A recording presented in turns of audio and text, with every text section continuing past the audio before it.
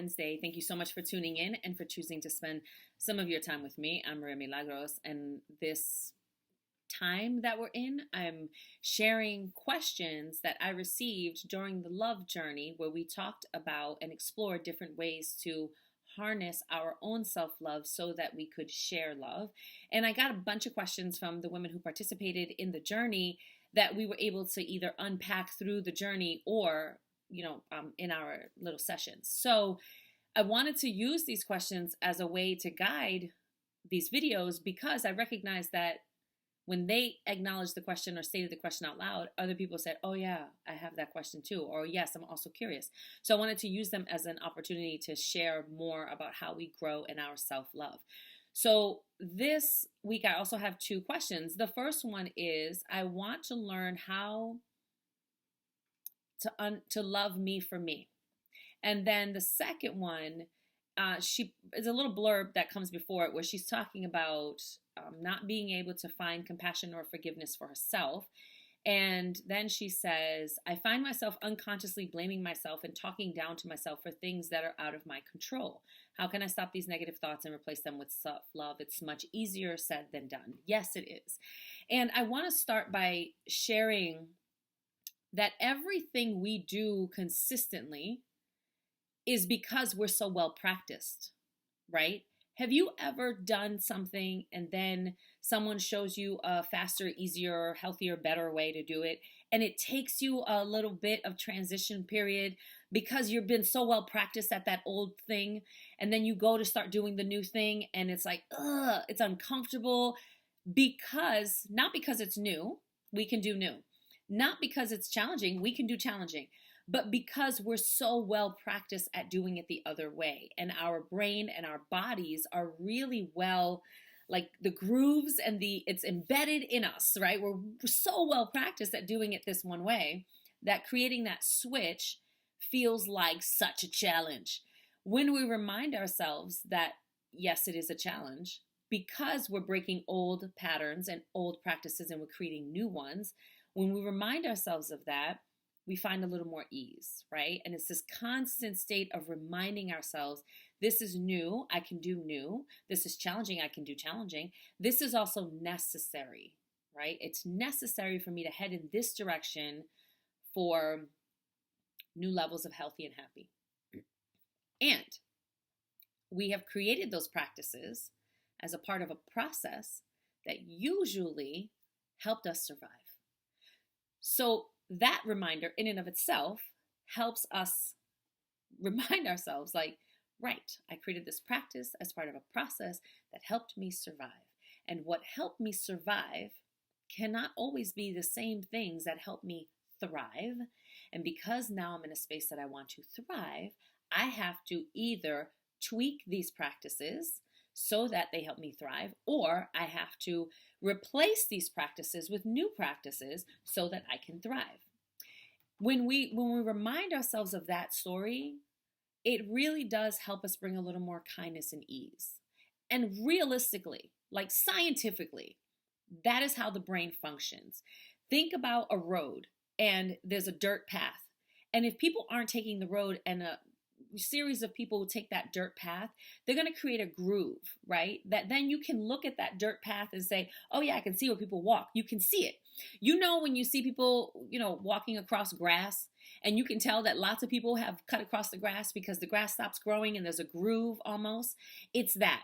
The road was created from this practice.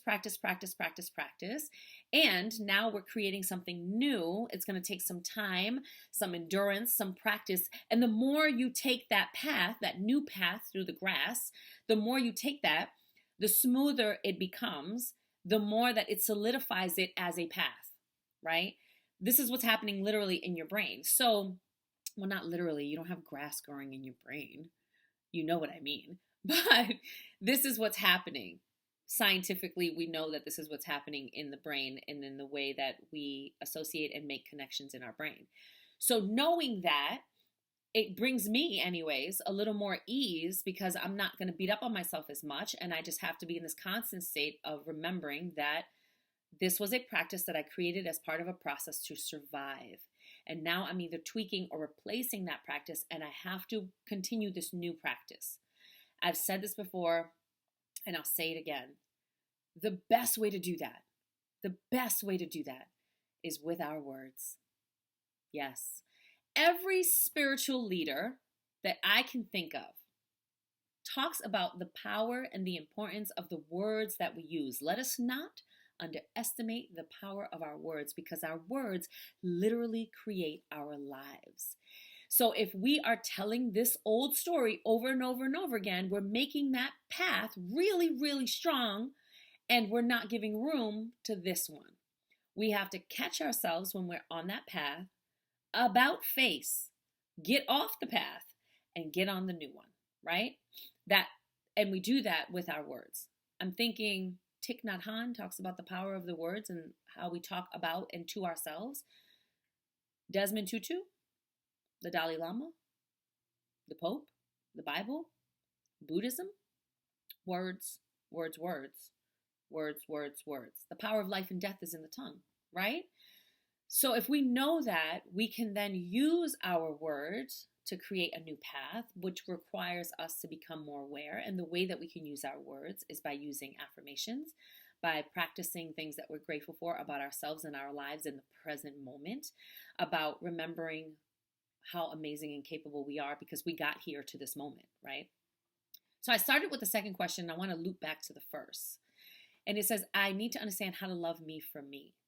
The most important thing I can say here is that we have to recognize, acknowledge, and accept that the word me is a very loose term, because me is always evolving. Me is always different. Me when I was 9 is different than me at 19, and me at 29, and me at 39, and so on and so forth, right? Me is a very loose term. A lot of times we create like a story. This is going to sound, stay with me. We create a story of who me is, and then we want to just like, that's the story. No, that story is fluid. Even that story, I talk a lot about owning your story and owning your life. And we have to own the fact that yes, we experience all of these things and all of the good that came from those things and all of the power that we acquired from those things and all the skills and all the techniques and all the tools are currently with us. And still, me is fluid. Who me is, how me shows up in the world, how me operates. I think about the story that I read about a lawyer who then he was a criminal lawyer, he then became a corporate lawyer, and then he became a Buddhist monk, and now he goes around the world preaching, talking about helping people save themselves and find their gifts, and right? His version of me was always evolving. It should be. We're here to figure it out, because nobody has all the answers, and if they say they do, they're lying. We're here to figure it out, to explore, to play, to have challenges, to evolve, right? So the version of me is always evolving. A lot of times people say, I want to love me for me. Well, me is a very loose term. Loving you for you is more about who I am in this moment. She is good enough, she is worthy enough, she is deserving. And I have to treat myself accordingly if I expect others to treat me that way, because we teach people how to treat us based on what we say and do and what we don't say and do, right? We're always teaching people how to treat us. And it starts with this relationship right here. And for me, the fastest way to get there is with your words. If we start to capture and catch ourselves when we tell ourselves the old story, the old practice, the old pattern of I'm not good enough, I'm not worthy enough, and we start to create a new story that says, I'm learning to see myself as worthy. I'm learning to acknowledge the fact that I am enough. I'm learning to recognize that I overcame 100% of my worst days. I'm learning to see all of the good that is in me. That learning, eventually we can drop off and it becomes, I am good enough. I am deserving and worthy. I have overcome 100% of my worst days. I have. And then that's who we become, right? Because we change the story by using our words. So yeah, really, we could talk about this for legit hours, but I try to give it 10 minutes or less. Start with your words. Recognize that you've created a practice that was part of a process for you to survive. And now we're either tweaking or replacing those practices. And the best way to start that is with the words and the story that we tell ourselves about who we are, what that means and what we are capable and deserving of, while also understanding that me is fluid because we're in constant states of evolution. Boom. That's how I sum it up. Mwah. Bam. I'm sending you light and love because you are deserving and worthy of it, not because of any accomplishments that you've achieved. That's evidence of how great you are, but because you are a living, breathing human, period. You deserve it. You deserve to love yourself for who you are right now in this moment, love yourself for who you were in the past, and love yourself for who you're evolving and becoming, right? And you also deserve to speak kindly to yourself because it is a process, because you're figuring it out along the way, because you don't have all the answers, and because you just deserve it and it's a better, healthier way to live. All right. Holla at your girl. Coaching, speaking, book, online courses. Go to my website, www.mariamilagros.net.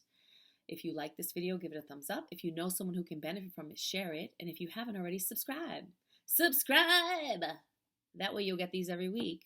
You can also get them by signing up for my newsletter. Okay, I'm done. I gotta go. I love you. Sending you all the love. Talk to you soon. Peace!